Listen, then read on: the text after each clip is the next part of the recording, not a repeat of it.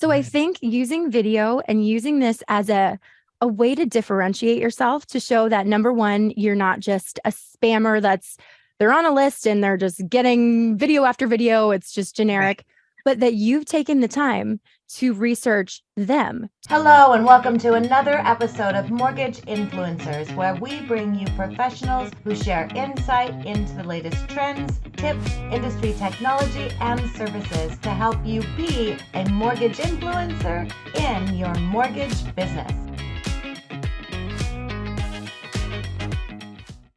Well, hi there. Welcome to another episode of Mortgage Influencers. My name's Ginger Bell. I have Scott Schang with me today, and Carl and Frank unfortunately cannot join us, but filling in for them is a great friend of mine and someone I'm excited to have share her expertise, and that is Rachel Tresh. And Rachel is a business development manager with Annie Mac. So welcome, Rachel. Hi, thank you so much for having me on. I'm so excited to be here and just get right into it. Lots to talk about. We are excited to have you on board. So one of the things, obviously, we talk about on our show is video. We, talk about more than video, but one of the things that I love that you do in your job is to really engage with video. And so, let's just hop right in there and say, what has been the toughest thing about getting involved with video and using it in your recruiting? And then after that, what's the easiest thing? So just tackle that right away, because I think that's a lot that people have the challenge of just getting started. So what's the toughest thing? I think you're right. I think people hear video and right away, I can't tell you how many people tell me, I could never do video. I have a face for radio. Literally those exact words. And it's like, well, do you go into the store with a bag over your head? No, you are you. So I think it's really important to kind of get over that fear. And yeah, it's awkward at first. That's probably the biggest hurdle to get over, because it's not natural to see yourself when you're having a conversation with somebody, right? I mean, video, and when we're doing video marketing, I think it's the equivalent of having a face-to-face conversation with someone, but holding up a mirror and not looking at the person you're talking to, but just looking at the mirror the whole time. That would feel totally strange and people would think you were crazy.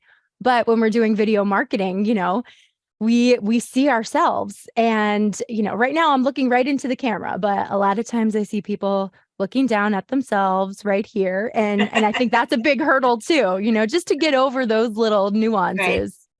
But I think, the easiest thing is you can delete anything you don't like. So no one's going to know if you try a new script or you're just doing this for the first time. If you've done 50 takes before you actually send something out, that's fine. Just send the one that works. You don't have to send everything else that didn't work. So, you can kind of give yourself some grace and give yourself some time to really perfect your craft and maybe get over any insecurities that you might have until you really feel comfortable of putting something out there that you're proud of. So I think it's really one of these things that for those of you who are watching who really, really struggle with this, unfortunately, it's not going away. I think it's just going to keep on snowballing and ramping up. So I really do think it's an important piece of technology to jump on that bandwagon and get good at. Yeah. And that's a lot of it is get good at. You're not going to start out with this amazing video, but the more you do it, then the more comfortable you become with it. And then over time, you can become better at it, right?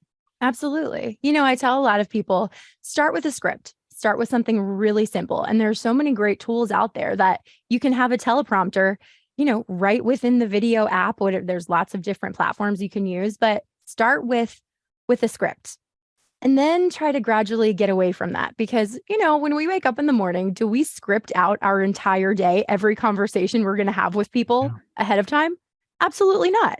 Right. So really, video is just a conversation. And just to remember that it doesn't need to be perfect. It doesn't need to, if you say, or it's okay.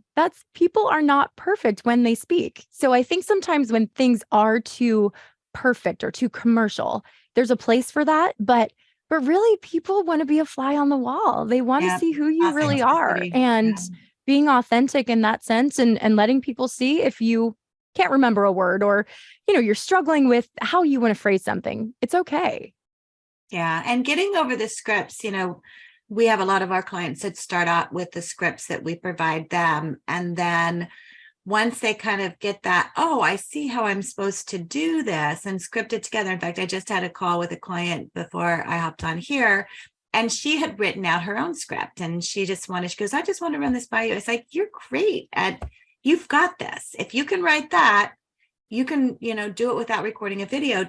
But I think having an idea, so even if you don't use a script, having an idea, because Scott, you're especially your new podcast that you're doing, and some of them you're doing solo, you can't script that whole thing out.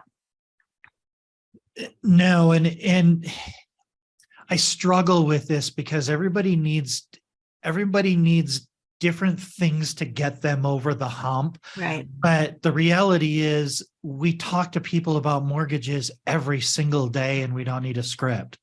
It's this mental hurdle. And this is also kind of why I don't really like the, you don't have to publish it part, because you're never going to like it. My cure is I just don't watch my videos. I do them, but just post it.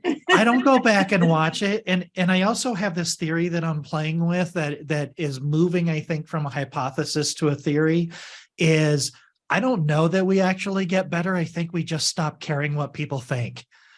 And I almost believe that that's what it is, because it really gets to this point where you're not worrying about even though I will look and I'll be like, I'll have this crazy tuft of hair sticking out. And I'm like, oh my gosh, that looks like I just woke up. But it really is, I have a content creator community. We got a guy in there just getting started.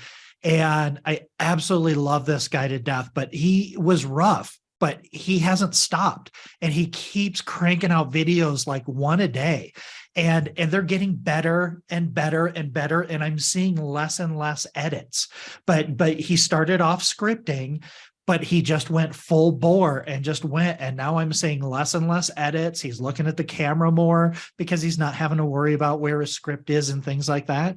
And, yeah, it's so funny that it's like sports, right? It's like 99% mental and there's 1% physical. Like you got to get there, and then you start worrying about your scripting and your publishing and your producing, but you don't even need that stuff anymore. 10 years ago, it was hard to do video. Right. It's easy today. Yeah, honestly, it's so easy. But back to your point, because you mentioned at the beginning, you said you didn't know if people could get better, but yet he is getting better. So yeah. I think you can get better. You just may never get as good as you want it to be. Well, I guess my point there is you're never going to be a Brad Pitt or you're never going to be a movie star. Yeah. Like there isn't that, you may not achieve that level, but no, you absolutely, you get better by removing fear. Right. And practice. Because it's already in you. You already have these conversations with people you're trying to recruit. You already have these conversations with people you're talking to about mortgages. But it's so funny, Rachel, you kind of said it, as soon as you get in front of a camera and you're expected to have that conversation in front of a mirror, only talking to yourself, everything goes haywire. All your synapses start blowing up and you're just like, this is crazy. Yeah. To your point too, Scott, I think we need to remember, and I like that you said, maybe you just stop caring what other people think. Honestly, I think that's a huge, huge factor. I like to think of that as like the swagger effect. Once you get your swagger and you're like, you know what? I'm the only me there is. I might as well just be the best version of myself. You do you. Yeah, you do you. And I love the analogy of, hey, is a palm tree ever going to be an oak tree? No, but you can be the best stinking palm tree there is, but you're never going to be an oak tree. Right. The world already has a Brad Pitt. We don't need another one, but there's only one Scott Schang. So, you better be the best Scott Schang there is. Be that best palm tree. I love that. That's great advice. Let your palm fronds fly. Flag fly. Say that 5 times something fast. here. Mm-hmm. Oh my gosh. Okay, I want to kind of switch over to you don't talk to consumers. And No. so, a lot of you that may be watching this, may be branch managers, and not doing those videos for consumers.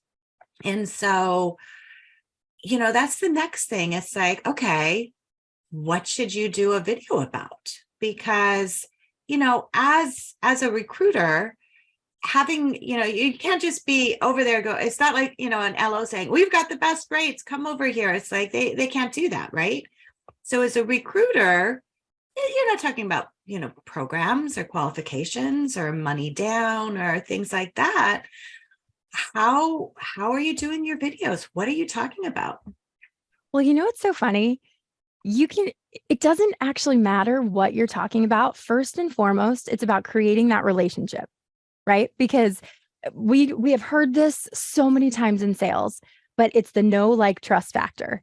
If they don't know you, if they don't like you, they don't trust you, they don't care what you're selling, they ain't talking to you, right? That's just how it is. So I think using video and using this as a way to differentiate yourself, to show that, number one, you're not just a spammer they're on a list and they're just getting video after video, it's just generic, but that you've taken the time to research them, to look up them. And hey, I mean, I'll be honest, I do some element of a generic video just to streamline and automate a process. But I really do think the videos that I do, that I'm maybe holding up a sign that says, hey, Ginger, hey, Scott, you're going to click on that if you get a video, email, or a text that has a little GIF moving rather than just a text message. It makes it personal. Taking something that's one-dimensional, making it three-dimensional, and creating a connection where there is none to begin with is huge. Yeah. Well, it's funny that you say that too, because the psychology of that is insane. Because I never once think, wow, I can't believe that Rachel took all that time to write me this email. I've never once thought that if I saw an email come into my email box. But if I see a video and I see that you did a video, I'm like automatically, I'm like, wow, somebody took the time to send me a personal message. There's a huge psychological impact to that. So is most of your work one-to-one then? Pretty much, I'm talking with loan officers or branch managers. But it's that first initial connection that's the hardest to get, because people are inundated. People are inundated with emails. I actually just had to create a new personal email because I was getting so many things from, spam and then school, and then I'm missing important emails. So I think that's everybody across the board. So not to say that we shouldn't do them. We still have to have, I think, a lot of irons in the fire and lots of ways that we're reaching out to people and communicating. But it can't just be you send one email. It has to be you send an email, then you follow up with a text, and then you do a voice memo in there and say, hey, Scott, it's Rachel. I just sent you an email, a video email. Would love your input on it. Would love to hear your thoughts. Check it out when you have a chance. Then I can see when that voice memo, if you have an iPhone, I can see when that disappears. That means they listened to it. And then I can follow up with a direct message on social media. I mean, it has to be all of these different mediums. Strategy. It can't just be, I sent an email. Okay. Outreach done. Said no one ever. Yeah. It doesn't work. Well, there's no like and trust, but I think what we're talking about is this sort of aspect of familiarity comes first. So it's like you have to be seen first, and then they start to see you, and then they become familiar with you. Then when you make that personal know, like, and trust video, and so that's top of funnel, middle funnel, right? Top of funnel is you're talking about the opportunity and people are seeing you talking about it. They opt in or they do something, they raise their hand, and then you make a personal connection. So it's sort of that. First, they have to know you exist. Then they have to get to know you. Then they'll determine whether they like you, and then they'll decide to do business with you. Exactly. And that's where the content comes in. So when we're talking about, for me, it's recruiting for Annie Mac Home Mortgage. So I'm talking about all of our differentiators, all of our things that have worked for our loan officers. I have a podcast on lending leadership where I'll have people from Annie Mac on telling their story. I'll have other industry professionals and, not just mortgages, in finance or just sales in general. And, being someone who is a thought leader, being someone who's adding value, not just in the mortgage space, but, oh, okay, Rachel has young kids too. Or, oh, this is interesting. Oh, she sings in her church as a worship leader. Or, oh, she's a Girl Scout troop leader. How'd she get suckered into that? Because I got suckered into that too. Creating Right. different channels where people can relate to you. But it doesn't just stop with whatever your industry is. It's, I think, creating the relationship, yes, being the thought leader in that industry, but then bringing in every aspect of life. And I think it's so funny because years ago, I think Ginger, we may have talked about this a while back, but years ago it was like, oh, don't add anything personal. Yeah. Don't bring personal business into your corporate business, into your job. But now it's, if you're not doing that, you're doing yourself a disservice. Yeah. And So within reason. I mean, there's certain things obviously you may not want to share. Sure. But that's how you develop a relationship, is people get to know, like, and trust you. So establishing yourself as an authority in what you do, which video can do that. So sharing that information, but bringing in the other side too of that authenticity in who you really are. Yeah. Right. And so combining the two of them is so important, but that's building a relationship. You're just doing it in a different medium. Yeah. So that's all it is. It's like, you think about when you go to a conference, you meet someone, you have a conversation with them, you see them, right? And you find out, what are the things that you talk about? You talk about family, right? Trips, things like that. That's a conversation you have. So in our virtual world we're living in, it's like going to a conference and having a conversation with someone to find out a little bit about them. And so it's doing the same thing. Combining that, I think, is important. And it doesn't all have to be on video. You can do, post little things. Scott, you moved to Denver. So, sharing what's happening, with the weather. We always get, caught up on that right away. I'm a Denver girl, grew up there. It's like, I want to hear about it. That's a personal connection. It's like, oh, you're in Denver? I grew up in Denver. And when you share that on social along with the business, then that develops the relationship. Well, and I think the relationship piece is so important as we're talking about recruiting and leadership and business development, because it, at least, I mean, with consumers, you want to build that relationship and do business with them for as many times as they ever refinance or buy or refer you. But when you're building relationships with team members, you're bringing employees into a culture. You're bringing them in. You're building.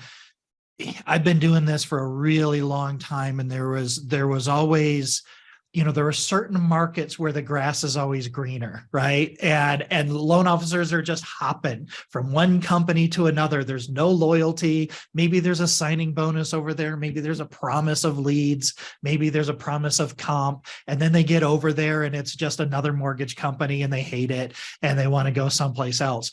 But what we're talking about today, and the way, Rachel, you're approaching your business, like this hasn't really been done before. I think this is sort of the new emerging, using video and using content as a leadership and as a recruiting strategy is so powerful, because I mean, it kind of goes also back to, I don't remember what the number is anymore, but let's just say it costs you 10 times more to retain a client than it does to get a new one. Well, the same goes with your team, right? Building employees as a business owner or something like that. It costs a lot of money and energy to hire new people. So you take a little time to do it and build that relationship on the front end. And then they're making decisions based on their comfort with the relationship, not just what you going to pay me, what you going to do. We always talk, those of us that have been in sales forever, we always talk about this money. Everybody thinks money is a motivator, but it really isn't. It's just kind of the ticket to the ball game. And if the money is there, everything else is what's most important. Yeah. It's so true. You know, it's funny. As much as I am recruiting, it's not just a one-sided equation. We're looking at our return on investment. Also, we're looking at our recruits as coming on board as part of our family. We want to make sure that we're not just taking anybody. We're very exclusive. So on the flip side, when I see somebody who puts out a lot of video or a lot of content, I feel like not only are they getting to know me, but I'm getting to know them much faster and in a much different light. And wait a minute, Rachel. Are you trying to tell me that resumes aren't real? I didn't say nothing about that. Don't put words in my mouth. That goes out the window. I just looked at all their past jobs and I knew they were a rock star. You mean it doesn't work anymore? I mean, hey, it's a lot of different things working together, right? But I think sometimes when we see that resume, but then we take a little step further to realize, oh, there's actually a human being behind this resume, and there's stories and there are experiences. And then we can open that Pandora's box in a sense and take a glimpse into what their day-to-day life is, to see what other people say about them, to see how they interact with their clients on social media. If they do, I see a lot of loan officers doing co-branded videos with their realtors. I love that. It tells me right away who they are. It's such a great way to establish, and sometimes people are doing all this social media, but then maybe the volume isn't quite there. So we have to have a balance. We have to have a balance of having that forward-facing marketing, having the social media presence, but then also, walking the walk and talking the talk, if you know what I mean. Well, and this didn't even really enter my mind until as we're kind of talking about this right now. I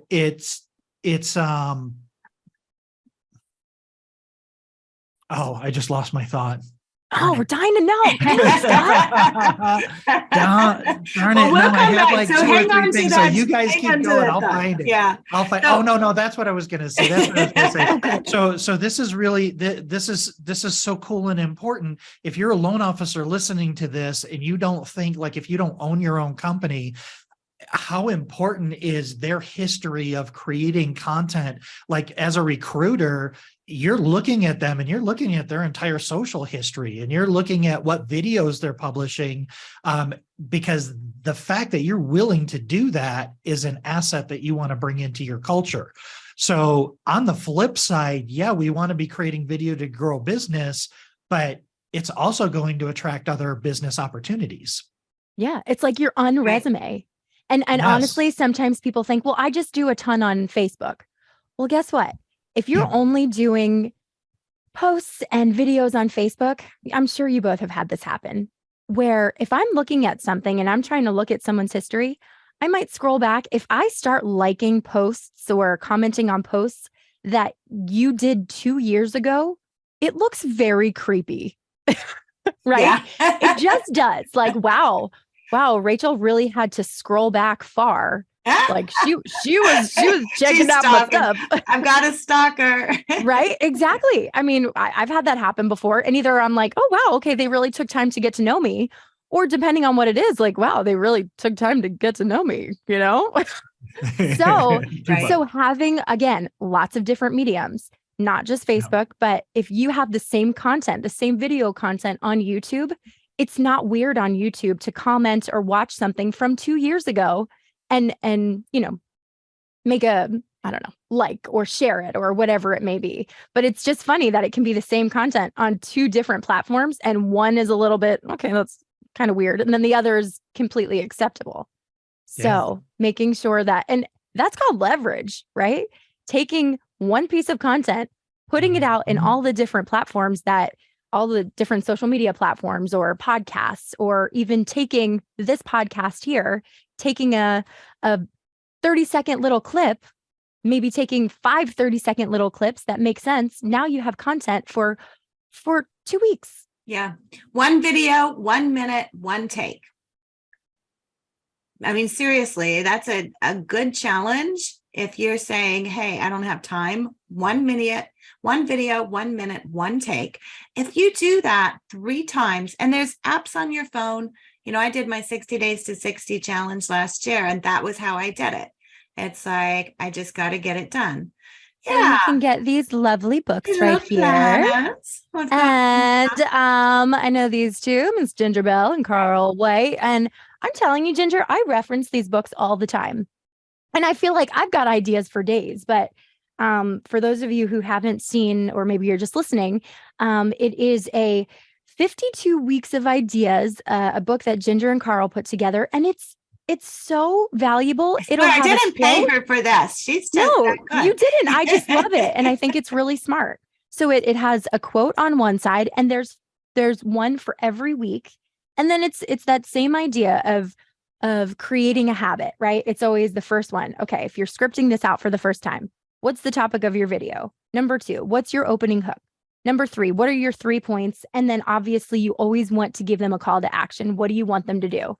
And I think creating a habit of doing something like this, it's really helpful. It's helpful for people who are new, and helpful for people who maybe are more seasoned with video, but just are having a moment where they don't want to think too hard. You can look at that. And it has really been a great tool for me. So thank you. Well, thank you. And honestly, that's why Carl and I did it, because we were having conversations with branch managers who were saying, hey, I don't do any kind of videos for consumers. I don't need to, but I am recruiting. So what can I do? So it's like, we'll start off with a quote and then lean into that. And I think that's the other thing too, for those of you who are watching, listening, you're always recruiting, whether it's, a new real estate agent, whether it's a new customer, whether it's a new employee. Sometimes we think it's about sales. It's not about sales. You are always recruiting. And by having a solid message out there on leadership, it can also help you as a leader, whether you're a branch manager, whether you're the president of a big company. It can help you in retention as well. And so those are things, because when you're doing videos that talk about leadership, that talk about, and I think that's part of it, Rach, is just, what are the other kind of videos that you should be doing? Because those are the kind of things that stand out when you're looking at someone as well.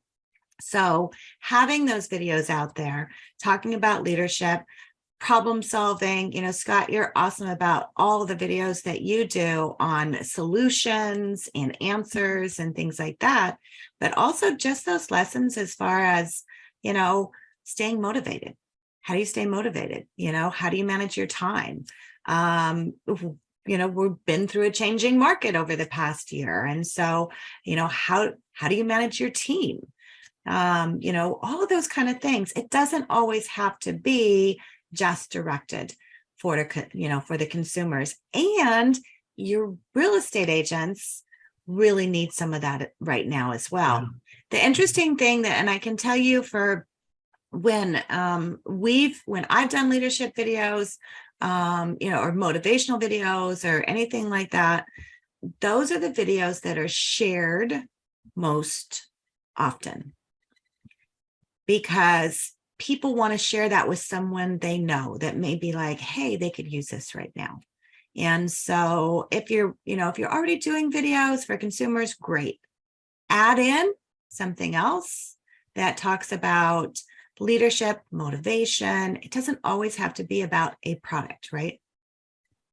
Yep. Absolutely. It shouldn't be. Because then they're going to be like, oh, I've been there, done that, seen that. That's going to get stale really quick. Maybe not for you, but for your audience. So, make them wonder what you're going to post next. Oh, okay. It's Rachel. She always has something interesting to say. I wonder what it is today. Yeah. So keep them on their toes. That's right. I love it. We have so many good sound bites from you, girl. Yeah, I know. Hey, we got a bunch of shorts out of this. We can definitely pull some shorts out of this for sure. So if I don't see any questions coming in, if you do have questions, Rachel, how can people get in touch with you? So, well, let's see here. You can go on Facebook. Find me on Facebook, Rachel Tresh, Tresch. Don't forget the A in Rachel for awesome. Yes. Rachel. LinkedIn, Instagram. I think Instagram is just Rach Tresh. TikTok is either Rachel Tresh or Yellow Brick Loan because I love the Wizard of Oz.